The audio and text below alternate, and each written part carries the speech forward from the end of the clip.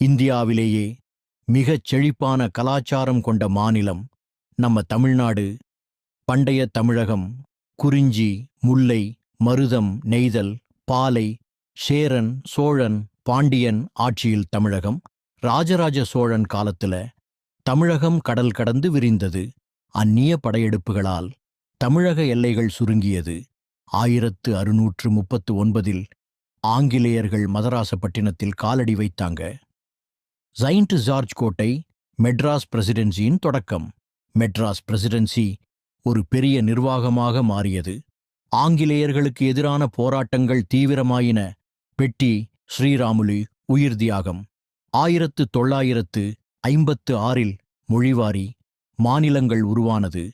1967 Madras state தமிழ்நாடாக மாறியது. கன்னியாகுமரி இணைப்புக்காக தமிழர்கள் உயிர் தியாகம். பல தியாகங்களுக்குப் பிறகு உருவானது நம்ம தமிழ்நாடு. இந்த வரலாற்றை அனைவருக்கும் பகிருங்கள்.